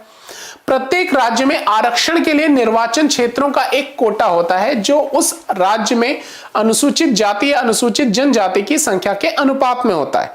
परिसीमन के बाद परिसीमन आयोग प्रत्येक निर्वाचन क्षेत्र में जनसंख्या की संरचना देखता है। जिस निर्वाचन क्षेत्र में अनुसूचित जनजातियों की संख्या सबसे ज्यादा होती है उसके लिए आरक्षित कर दिया जाता है। अनुसूचित जातियों के मामले में परिसीमन आयोग 2 बातों पर ध्यान देता है। आयोग क्षेत्रों को चुनता है जिसमें अनुसूचित जातियों का अनुपात ज्यादा होता है। बहुत सिंपल सी बात कि आपने समझा कि हमारे देश में जो परिसीमन आयोग होता है वो पूरे देश को अलग अलग कॉन्स्टिट्यूएंसीज में बांटता है, अलग अलग चुनाव क्षेत्रों में। सपोज ऐसे अलग अलग चुनाव क्षेत्रों में इसने बांट दिया कि साहब ये हमारे यहाँ 543 चुनाव क्षेत्र हैं, वो जनसंख्या के आधार पर चीजों को बांट दिया। अब परिसीमन आयोग दूसरी बड़ी बात क्या कहता है? वो कहता है कि अब देखिएगा, मान लीजिए एक ये चुनाव क्षेत्र उसने डिसाइड किया, अब देखिएगा यहां जो जनसंख्या का वितरण है वहां किस समुदाय का प्रतिनिधित्व सबसे ज्यादा है या कम है। ठीक है, तो वो ये परिसीमन आयोग ही डिसाइड करेगा कि अगर कोई प्रतिनिधि first pass the post system के अनुसार चुनाव होने पे किसी समुदाय का प्रतिनिधित्व नहीं हो पा रहा है तो उसके लिए वो सीटें आरक्षित कर देता है। ठीक है, ताकि पूरे देश में, अच्छा फिर वो सारे देश में भी देखता है कि किन समुदायों का रिप्रेजेंटेशन संसद में हो पा रहा है, कौन से समुदाय वंचित रह जा रहे हैं। तो इन सारी चीजों का कैलकुलेशन ये परिसीमन आयोग करता है और वो चुनाव आयोग के साथ मिलकर ये निर्धारित करता है कि कौन सी सीट आरक्षित होगी, कौन सी आरक्षित नहीं होगी। क्लियर है बात? तो सीटों को आरक्षित करने की जिम्मेदारी, मतलब ये सजेशन कौन करता है? ये परिसीमन आयोग करता है। बहुत बढ़िया इंफॉर्मेशन है आपके लिए।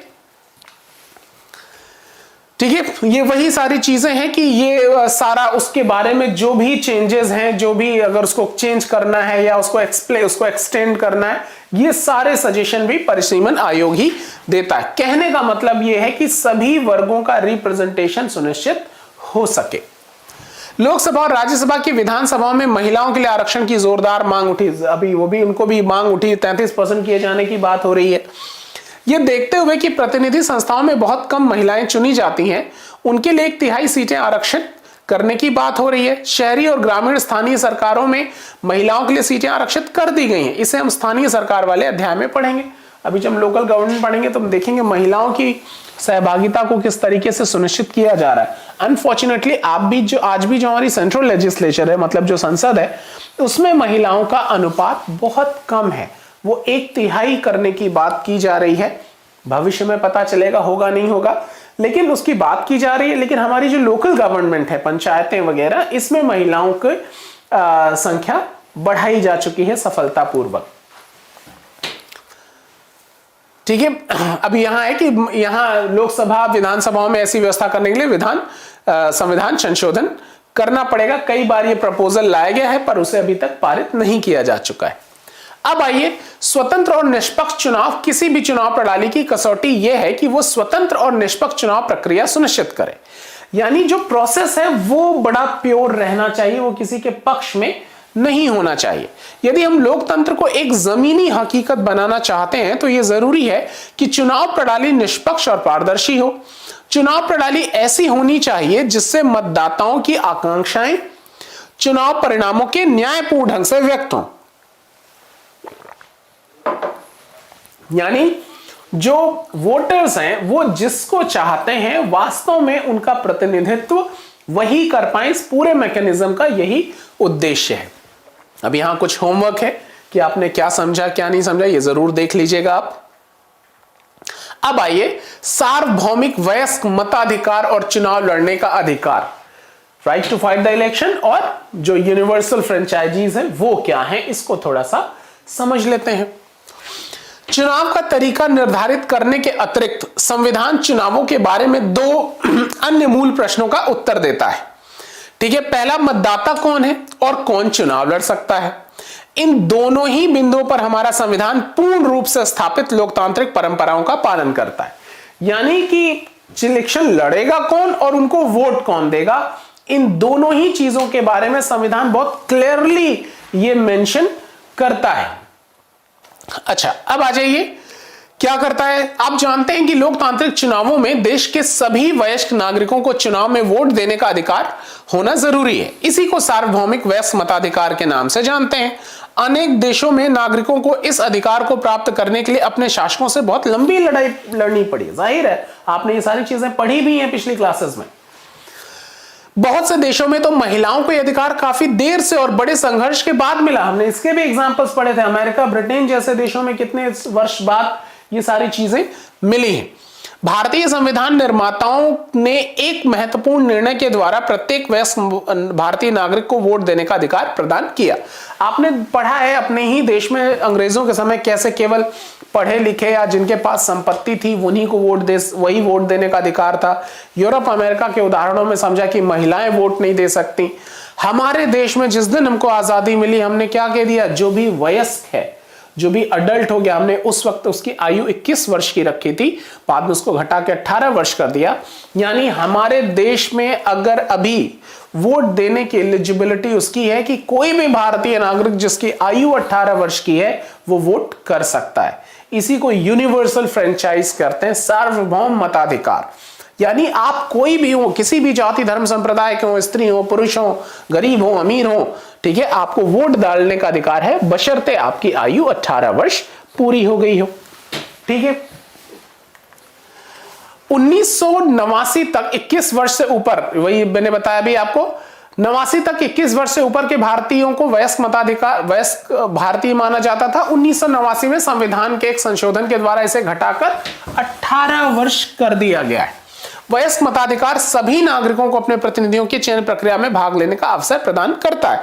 यह समानता और गैर भेदभाव के सिद्धांत के अनुरूप है, जिसका अध्ययन हमने अधिकारों वाले अध्याय में किया है। हमने समझा है कि कैसे हर व्यक्ति, चाहे वो किसी भी जाति धर्म संप्रदाय का है, वो वोट कर सकता है। अनेक लोग पहले और आज भी ऐसा मानते हैं कि बिना शैक्षणिक योग्यता के सभी को वोट देने का अधिकार देना सही निर्णय नहीं था। ये बात सही, अभी भी बहुत सारे लोग डिस्कस करते हैं कि जाहिल गंवार लोग वोट दे देते हैं तो तमाम सारे अयोग्य लोग सत्ता में आ जाते हैं। लेकिन हमारे संविधान निर्माताओं को सभी नागरिकों की योग्यता और महत्व में समान रूप से विश्वास था कि वे समाज, देश और अपने निर्वाचन क्षेत्र के हित में निर्णय ले सकते हैं। यह माना जाता है कि जब हम कलेक्टिव निर्णय लेते हैं तो सही ही निर्णय लेते हैं। जिस निर्णय में सभी को समाहित कर दिया जाए वो जनरली सही निर्णय होता है। अब ये हम अलग अलग अनुभवों के आधार पर इस पर डिबेट कर सकते हैं कि वाकई सही है या नहीं है, लेकिन फिलहाल हमारे देश में व्यवस्था यही है। ठीक है, वही चुनाव लड़ने के अधिकार के बारे में भी सच है कि जो भी वयस्क है वो चुनाव लड़ सकता है। सभी नागरिक को चुनाव में खड़े होने और जनता का प्रतिनिधि होने का अधिकार है। ठीक है, अगर आपको लगता है कि आपकी बातों पे, आपकी जो छवि है उस पर जनता को भरोसा है और आपके अंदर वो गुण हैं जो आपको जनता का प्रतिनिधित्व बनाने के लिए पर्याप्त हैं, तो ये पूरा अवसर होगा आपके पास कि आप चुनाव लड़ सकते हैं। न्यूनतम अर्हता भिन्न भिन्न होती है अलग अलग चुनाव में। आपको मालूम है कि अलग अलग योग्यताएं, लोकसभा के लिए 25 वर्ष चाहिए, विधानसभा के लिए 25 वर्ष चाहिए, राज्यसभा के लिए 30 वर्ष चाहिए, पंचायतों के लिए 21 वर्ष चाहिए। तो अलग अलग चुनाव में आयु सीमा अलग अलग होती है। ठीक है, यहां देखिए उदाहरण के लिए लोकसभा या विधानसभा में चुनाव खड़े होने के लिए उम्मीदवार की आयु कम से कम 25 वर्ष होनी चाहिए। ठीक है, कुछ प्रतिबंध भी हैं, जैसे कानूनी प्रतिबंध यह है कि किसी व्यक्ति को किसी अपराध के लिए 2 या 2 से अधिक वर्षों के लिए जेल हुई हो तो चुनाव लड़ने के योग्य नहीं है। यहां भी ध्यान रखिए कि कोई अपराधी होगा, इस बात का निर्धारण चुनाव लड़ने के संदर्भ में क्या किया है कि एटलीस्ट उसको 2 साल से ज्यादा, 2 साल या उससे ज्यादा की सजा हो गई है, तब वो चुनाव लड़ने के लिए अयोग्य होगा। ठीक है, लेकिन केवल मुकदमा चल रहा है या 2 साल से कम की सजा है तो वो चुनाव लड़ने से उसको वंचित नहीं किया जा सकता। तो यहां ये उसके ऊपर प्रतिबंध है कि नागरिक है, चुनाव तो लड़ सकता है, लेकिन इस बात का ख्याल रखना है कि 2 या 2 से अधिक वर्षों के लिए जेल ना हुई हो। ठीक है, लेकिन चुनाव लड़ने के लिए आय, शिक्षा, वर्ग या लिंग के आधार पर कोई प्रतिबंध नहीं है। कोई भी भारतीय नागरिक जिसको लगता है कि वो अपने क्षेत्र का प्रतिनिधित्व कर सकता है वो चुनाव भी लड़ सकता है। अब आ जाइए बहुत इंपॉर्टेंट चीज, स्वतंत्र निर्वाचन आयोग। ठीक है, आर्टिकल 324 इसका उल्लेख करता है संविधान में। संवैधानिक संस्था है, ऑटोनोमस बॉडी है, स्वतंत्र निकाय है, बहुत महत्वपूर्ण संस्था है, बहुत ताकतवर संस्था है। समझते हैं इसके बारे में। भारत में चुनाव प्रक्रिया को स्वतंत्र और निष्पक्ष बनाने के लिए कई प्रयास किए गए हैं। एक स्वतंत्र निर्वाचन आयोग की स्थापना इनमें सबसे महत्वपूर्ण कदम है, ऑब्वियसली, जो चुनावों के संचालन और देखरेख के लिए बनाया गया है। क्या आप जानते हैं कि अनेक देशों में चुनाव कराने के लिए किसी स्वतंत्र मशीनरी का अभाव है? बहुत सारे देश ऐसे हैं जहां इलेक्शन कमीशन जैसी संस्थाएं नहीं है, हमारे देश में है। अनुच्छेद 324(1) इस संविधान के अधीन संसद और प्रत्येक राज्य के विधानमंडल के लिए कराए जाने वाले सभी निर्वाचनों के लिए तथा राष्ट्रपति और उपराष्ट्रपति के पदों के निर्वाचन के लिए निर्वाचक नामावली तैयार करने का और उन सभी निर्वाचन के संचालन का अधीक्षण, निर्देशन और नियंत्रण एक आयोग में निहित होगा, जिसे संविधान में निर्वाचन आयोग कहा गया है। इन्होंने आर्टिकल 324 वन को डिटेल किया, इसको एक लाइन में समझें तो election commission will responsible to conduct the elections of president, vice president, MPs and MLAs. यानी निर्वाचन आयोग की जिम्मेदारी होगी कि वो राष्ट्रपति, उपराष्ट्रपति, सांसदों और विधायकों के चुनाव को कराए, न केवल आयोजित करे, उनका नियंत्रण करे, उनका रेगुलेशन करे। ये सब करने की जिम्मेदारी चुनाव आयोग की होगी। भारतीय संविधान का अनुच्छेद 324 निर्वाचनों के लिए मतदाता सूची तैयार कराने और चुनाव के संचालन का अधीक्षण, निर्देशन और नियंत्रण का अधिकार देता है। संविधान के शब्द बहुत ही महत्वपूर्ण हैं क्योंकि ये निर्वाचन आयोग को चुनावों से संबंधित हर बात पर अंतिम निर्णय की भूमिका सौंपते हैं। हमने समझा है कि सर्वोच्च न्यायालय के ने भी इस संविधान की व्याख्या से सहमति व्यक्त की है। ठीक है, हमने समझा है कि this is an autonomous body, एक स्वतंत्र निकाय है। स्वतंत्र निकाय है तो ये अपने चुनाव संबंधित सभी निर्णय स्वयं लेगा। ध्यान रखिएगा, चुनाव आयोग भारत सरकार के अधीन काम करने वाली संस्था नहीं है, ये ऑटोनोमस बॉडी है। चुनाव के संबंध में जितने भी निर्णय होंगे ये स्वयं लेगा। भारत के निर्वाचन आयोग की सहायता करने के लिए प्रत्येक राज्य में एक मुख्य निर्वाचन अधिकारी होता है। निर्वाचन आयोग स्थानीय निकायों के चुनाव के लिए जिम्मेदार नहीं होता। मैंने अभी बताया कि निर्वाचन आयोग केवल 4 लोगों का चुनाव करता है, राष्ट्रपति, उपराष्ट्रपति, एमपीज और एमएलएस। जो लोकल गवर्नमेंट होती है, पंचायतें, म्युनिसिपल कॉर्पोरेशन, इन सब का चुनाव कराने की जिम्मेदारी स्टेट इलेक्शन कमीशन की होती है। ठीक है, आगे हम इसको पढ़ेंगे भी। इसके लिए राज्यों में वही राज्य चुनाव आयुक्त होते हैं जो इन लोकल गवर्नमेंट्स के चुनाव कराते हैं। भारत का निर्वाचन आयोग एक सदस्यीय या बहुसदस्यीय भी हो सकता है। 1989 तक निर्वाचन आयोग एक कमिश्नर था। अभी देखिए, we have 3 commissioners in this commission. ठीक है, 3 कमिश्नर्स होते हैं, 3 आयुक्त होते हैं इसमें, लेकिन 1989 तक केवल एक आयुक्त हुआ करता था। अभी उनकी संख्या 3 हो गई। सभी की नियुक्तियां राष्ट्रपति के द्वारा की जाती है। तो पहले 1 सदस्यीय था, अब ये 3 सदस्यीय के रूप में बहुसदस्यीय बना दिया गया है। चुनावों के बाद उसे फिर 1 सदस्यीय मतलब 1993 में पुनः 2 सदस्यीय निर्वाचन आयुक्तों की नियुक्ति हुई और निर्वाचन आयोग बहुसदस्यीय हो गया। तब से बहुसदस्यीय बना हुआ है, मतलब अभी 3 इलेक्शन कमिश्नर हमारे इस आयोग में हैं। मुख्य निर्वाचन आयुक्त और अन्य आयुक्तों के बीच इस बात पर घोर मतभेद था कि किसको कितनी शक्ति प्राप्त है। इसका समाधान सर्वोच्च न्यायालय को करना पड़ा। अब इस बात पर सामान्य सहमति है कि बहुसदस्यीय निर्वाचन आयोग ज्यादा उपयुक्त है क्योंकि इससे आयोग की शक्तियों में साझेदारी हो गई है और आयोग पहले से कहीं ज्यादा जवाबदेह हो गया है। मुख्य निर्वाचन आयुक्त निर्वाचन आयोग की अध्यक्षता करता है, लेकिन अन्य दोनों निर्वाचन आयुक्तों की तुलना में उसे ज्यादा शक्तियां प्राप्त नहीं।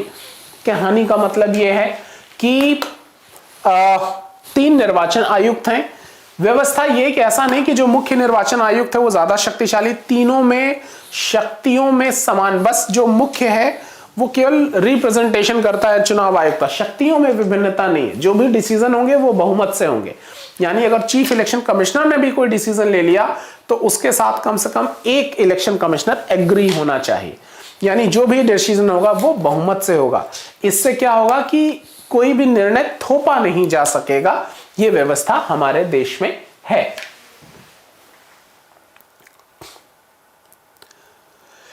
ठीक है, एक सामूहिक संस्था के रूप में चुनाव संबंधी सभी निर्णय में मुख्य निर्वाचन आयुक्त और अन्य दोनों निर्वाचन आयुक्त की शक्तियां समान है। मैंने वही बताया कि एक समान है, कोई जो डिसीजन जिस पे ज्यादा लोग सहमत होंगे वही चीजें मानी जाएंगी।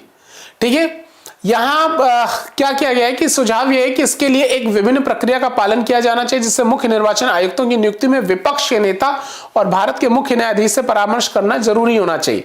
असल में क्या होता है कि यहां एक दिक्कत यह है कि राष्ट्रपति नियुक्त करते हैं सभी आयुक्तों को नियुक्त करते हैं और राष्ट्रपति भी, जब आप संविधान पढ़ेंगे तो आप पाएंगे कि राष्ट्रपति जो भी काम करते हैं वो काउंसिल ऑफ मिनिस्टर की एडवाइस से करते हैं।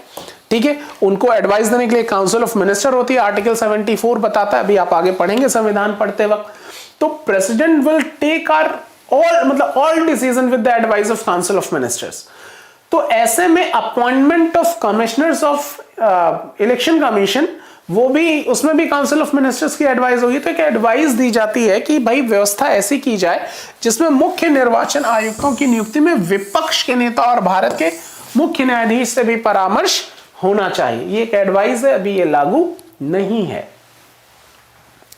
संविधान मुख्य निर्वाचन आयुक्त और निर्वाचन आयुक्तों के कार्यकाल की सुरक्षा देता है 6 वर्ष के लिए अथवा 65 वर्ष की आयु। इनका टेन्योर कितना होता है? 6 वर्ष या 65 वर्ष की आयु जो पहले पूरी हो जाए। मतलब कि अगर मान लीजिए कोई 50 वर्ष की आयु में इलेक्शन कमिश्नर बन गया तो वो 6 वर्षों तक बना रहेगा, लेकिन अगर कोई 63 वर्ष की आयु में बनता है तो वो केवल 65 वर्ष तक ही बना रहेगा, वो 2 साल के बाद उसको रिटायर होना पड़ेगा। तो 6 वर्ष या 65 वर्ष की आयु जो पूरी हो जाए वही उसका कार्यकाल होगा। ठीक है, तो मुख्य निर्वाचन आयुक्त को कार्यकाल समाप्त होने के पूर्व राष्ट्रपति द्वारा हटाया जा सकता है। राष्ट्रपति चाहेंगे तो इसको हटा दिया जाएगा, लेकिन इसको हटाए जाने की वही प्रक्रिया है जो सुप्रीम कोर्ट के जज की है। वो भी जब आप पढ़ेंगे तो बहुत डिटेल में पढ़ेंगे। यहां ये शॉर्ट में लिखता है कि इसके लिए संसद के दोनों सदनों की विशेष बहुमत से ही हटाना। अभी यहां विशेष बहुमत को बताया। विशेष बहुमत का अर्थ है उपस्थित और मतदान करने वाले सदस्यों का 2/3 बहुमत और सदन की कुल सदस्य संख्या का साधारण बहुमत। ठीक है, इस पुस्तक में कम से कम 3 अध्याय में आपको विशेष बहुमत का उल्लेख मिलेगा। एक तो कार्यपालिका से संबंधित अगले ही अध्याय में है, जहां राष्ट्रपति पर महाभियोग की बात की जा रही है। विशेष बहुमत को हम अभी आगे और डिटेल में समझेंगे। तो कहने का मतलब यह है कि किसी भी इलेक्शन कमिश्नर को हटाने के लिए विशेष बहुमत से, दोनों सदनों के विशेष बहुमत से ही उसको हटाया जा सकता है। अब आइए, भारत के निर्वाचन आयोग के पास काफी सारे काम हैं। काम क्या है काफी सारे, उसको थोड़ा सा समझने की कोशिश करते हैं। वो मतदाता सूचियों को नया करने के काम की देखरेख करता है। ठीक है, वो देखेगा, वो रिन्यू करता रहता है। देखिए चुनाव होंगे, वो सारा सब पर्ची वर्ची आनी शुरू हो जाती है। पूरा प्रयास करता है कि मतदाता सूचियों में गलतियां ना हो, अर्थात पंजीकृत मतदाताओं के नाम न छूट जाएं और ना ही उनमें ऐसे लोगों का नाम हो जो मतदान के अयोग्य हो या जीवित ही ना हो। हर साल लोगों की डेथ भी हो रही है, तो ये सारे लोग को भी छांटा जाए, उनको छांटा जाए। जो नए लोग शामिल हैं, हर बार लोग इन्वॉल्व भी हो रहे हैं, 18 वर्ष के होते ही वो मतदाता पहचान पत्र बनवाते हैं, तो उन सारे लोगों को भी शामिल किया जाए। वो चुनाव का समय और चुनाव का पूरा कार्यक्रम तय करता है। इस कार्यक्रम में निम्न बातों का उल्लेख होता है: चुनाव की अधिघोषणा, मतलब कब डिक्लेरेशन हुआ है, नामांकन प्रक्रिया क्या है, नॉमिनेशन प्रक्रिया शुरू करने की तिथि, कब नॉमिनेशन फाइल करेंगे, मतदान की तिथि, कब वोटिंग होगा, मतगणना की तिथि कब से वो कैलकुलेट किया जाएगा, और चुनाव परिणामों की घोषणा कब इलेक्शन रिजल्ट्स डिक्लेयर होंगे। इन सारी चीजों को वो कैलकुलेट करता है, मतलब उसको निर्धारित करता है चुनाव आयोग। और क्या करता है, इस पूरी प्रक्रिया में निर्वाचन आयोग को स्वतंत्र और निष्पक्ष चुनाव कराने के लिए निर्णय लेने का अधिकार है। मतलब कोई अथॉरिटी, कोई सरकार उसको निर्देश नहीं दे सकती कि आप ये ऐसा काम करो। वो पूरे देश, किसी राज्य या किसी निर्वाचन क्षेत्र में चुनावों को इस आधार पर स्थगित या रद्द कर सकता है कि वहां माकूल माहौल नहीं है। माकूल मतलब फेवरेबल, ठीक है, जैसी आवश्यकता है वैसा माहौल नहीं है। इस आधार पर वो किसी चुनाव को भी रद्द कर सकता है तथा स्वतंत्र और निष्पक्ष चुनाव कराना संभव नहीं। अगर उसको ऐसा लगता है कि हाँ, स्वतंत्र और निष्पक्ष चुनाव कराना संभव नहीं, फेवरेबल एनवायरनमेंट नहीं है, तो वो उस इलाके में चुनाव कैंसिल भी करा सकता है। और क्या कर सकता है, निर्वाचन आयोग राजनीतिक दलों और उनके उम्मीदवारों के लिए एक आदर्श आचार संहिता लागू करता है। वह किसी भी निर्वाचन क्षेत्र में दोबारा चुनाव कराने की आज्ञा दे सकता है यदि उसे लगे कि मतगणना प्रक्रिया पूरी तरीके से उचित और न्यायपूर्ण नहीं थी। वह दोबारा मतगणना कराने की भी आज्ञा दे सकता है। अगर उसको लगता है कि जो मतगणना हुई है, जो कैलकुलेशन किया जा रहा है, उसमें किसी तरीके की दिक्कत है, कोई मिस्टेक, कोई फॉल्ट हुआ है, तो वो ये ऑर्डर दे सकता है कि फिर से रिकैलकुलेट करो, फिर से मतगणना का वो आदेश दे सकता है। और क्या कर सकता है, निर्वाचन आयोग राजनीतिक दलों को मान्यता देता है और उन्हें चुनाव चिन्ह आवंटित कराता है। वही जहां रजिस्ट्रेशन कराना पड़ता है आपको, चुनाव मतलब पार्टियों को चुनाव आयोग के द्वारा वो रजिस्टर्ड करेगा, और वही आपको चुनाव चिन्ह भी देता है। इसके बारे में भी हम थोड़ा सा पढ़ चुके हैं। तो चुनाव चिन्ह भी देता है।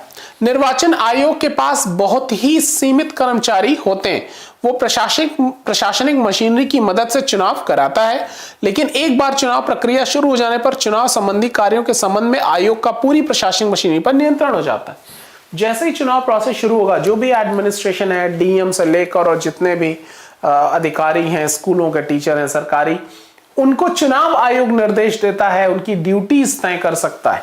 ठीक है, मैंने अभी अभी बताया अजय, माकूल मतलब फेवरेबल। चुनाव प्रक्रिया के दौरान राज्य और केंद्र सरकार के प्रशासनिक अधिकारियों को चुनाव संबंधित कार्य दिए जाते हैं और इस संबंध में निर्वाचन आयोग उन पर पूरा नियंत्रण रखता है।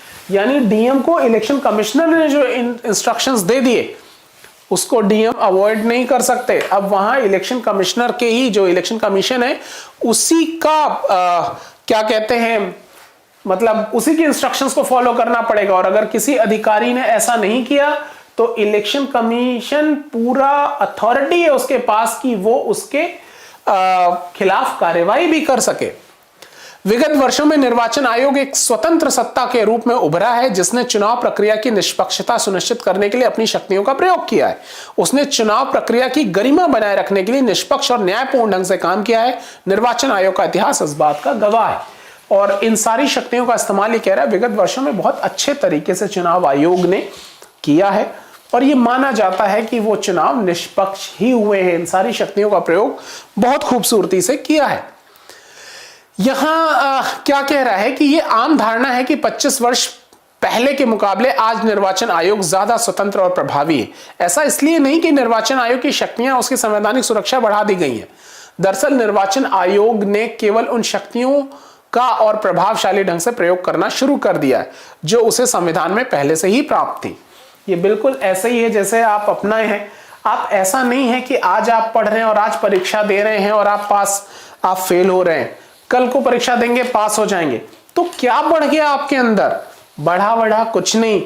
अभी आज आप उतने अटेंटिव नहीं हो, अपनी शक्तियों का इस्तेमाल नहीं कर रहे हो, जो आपकी क्षमताएं उनका सदुपयोग नहीं कर रहे हो सकता है कल जब आपको रियलाइज हो कि नहीं यार बाकी सारी बातें सेकेंडरी हैं, पहले मुझे अपने करियर को सुनिश्चित करना है, वो कैसा होगा, मेरा आने वाला भविष्य इन्हीं बातों पर निर्भर करता है। तो जैसे ही आपको इस बात का एहसास हो जाता है फिर वो तमाम सारी चीजें वो काम करते हो जो आपको सिलेक्शन दिलाने में मदद करता है। तो हुआ क्या, केवल आपको जो आपके पास उपलब्ध संसाधन थे आपने उनका बेहतर इस्तेमाल करना शुरू कर दिया।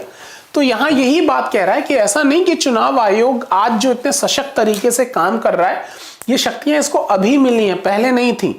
लेकिन पहले के मुकाबले में उसने अब अपनी शक्तियों का इस्तेमाल और ज्यादा अच्छे तरीके से, बेहतर तरीके से करना शुरू कर दिया है।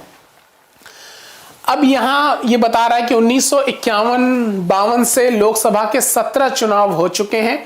निर्वाचन आयोग के द्वारा विधानसभाओं के अनेक चुनाव और उपचुनाव कराए गए हैं।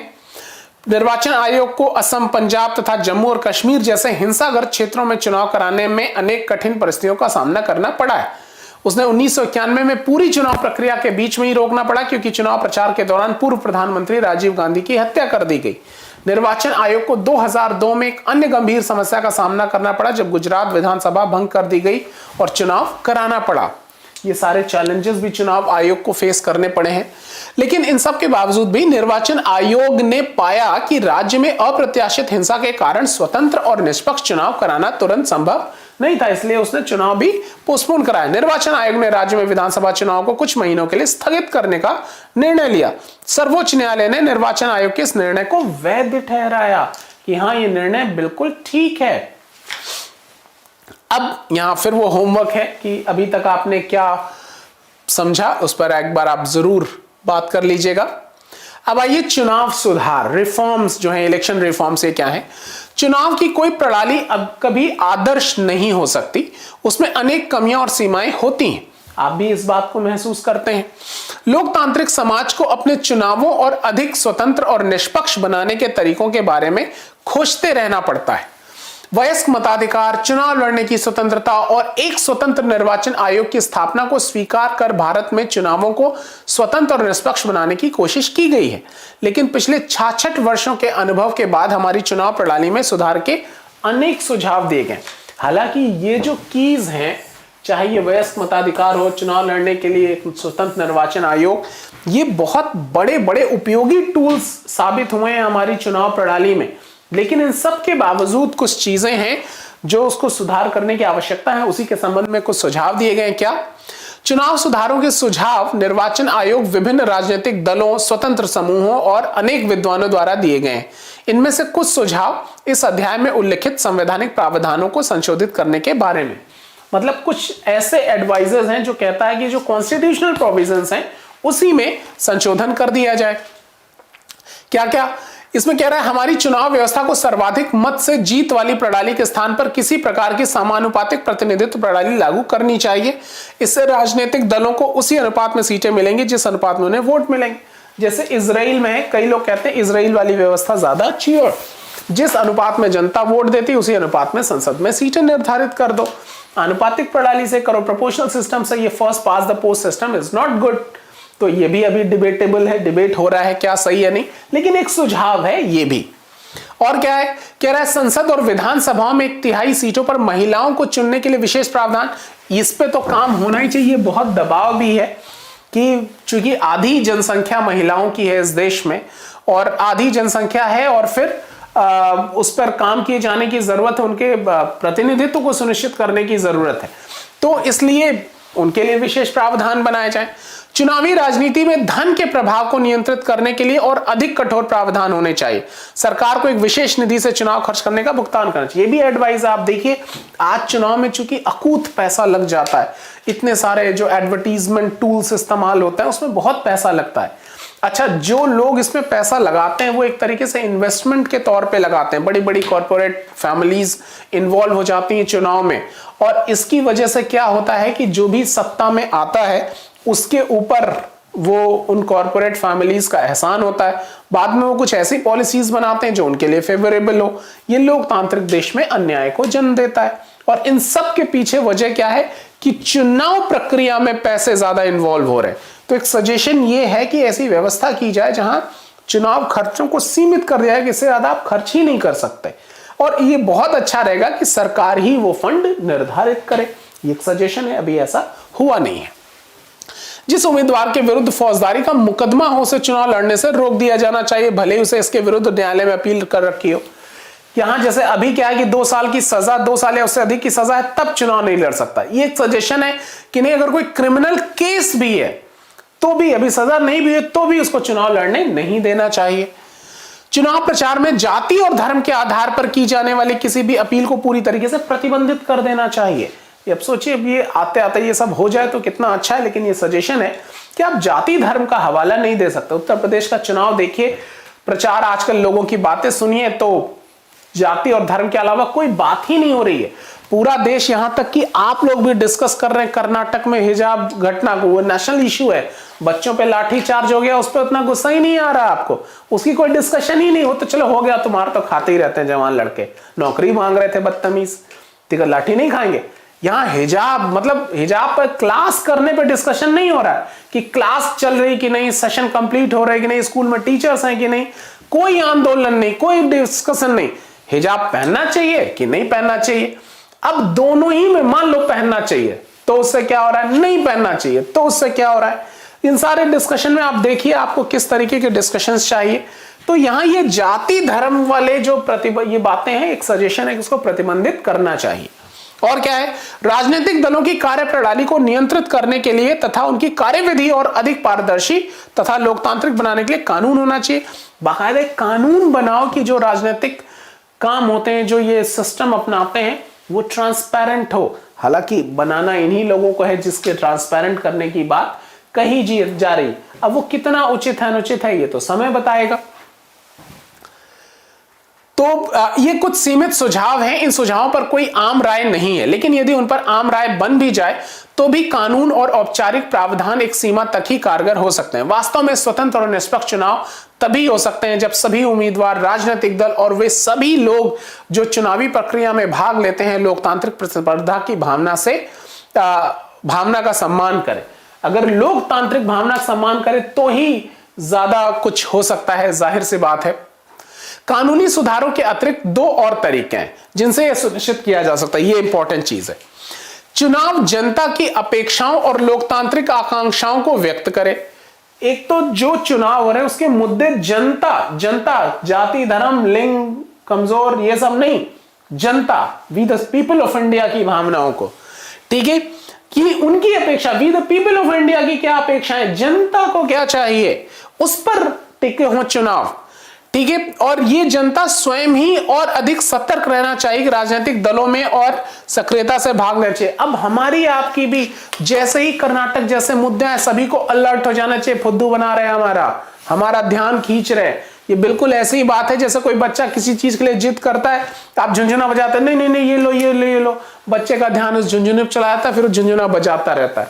तो कई बार ये नेताजी लोग कह रहे हैं हम कह रहे नौकरी, तो वो झुंझुना बजाते हैं तो धर्म खतरे में, धर्म खतरे में।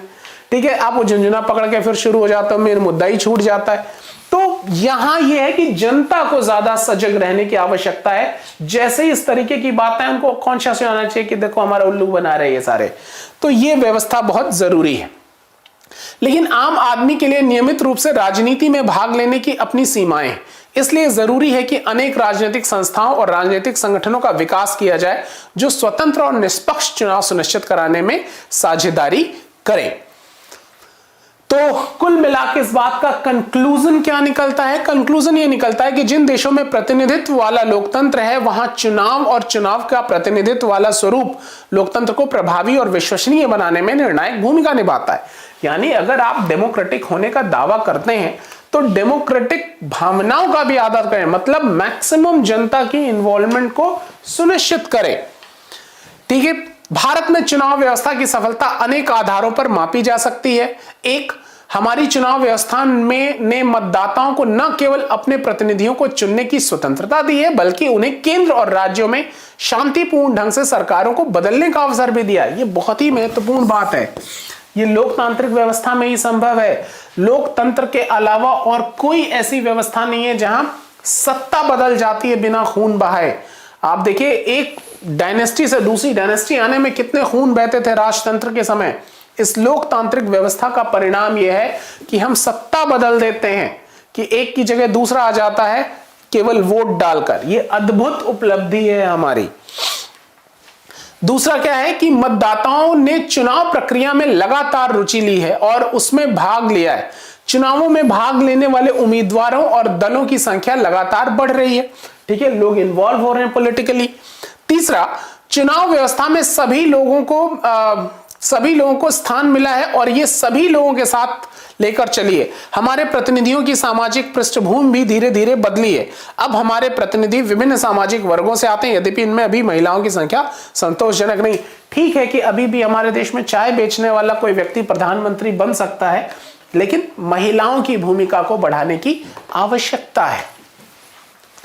चौथा क्या है, देश के अधिकतर भागों में चुनाव परिणाम चुनावी अनियमितताओं और धांधली से प्रभावित नहीं होते।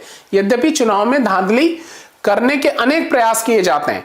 आपने चुनाव में हिंसा, मतदाता सूचियों में वोटरों के नाम गायब होने की शिकायतें, डराए धमकाए आदि की शिकायतें अक्सर सुनी होंगी। फिर भी ऐसी घटनाओं से शायद ही कोई चुनाव परिणाम प्रत्यक्ष रूप से प्रभावित हो।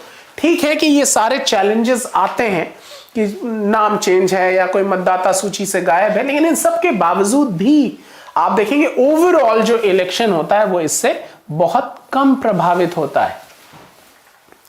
अंतिम और सबसे महत्वपूर्ण बात कि चुनाव हमारे लोकतांत्रिक जीवन के अभिन्न अंग हो गए। कोई इस बात की कल्पना भी नहीं कर सकता कि कभी कोई सरकार चुनावों में जनादेश का उल्लंघन भी करेगी।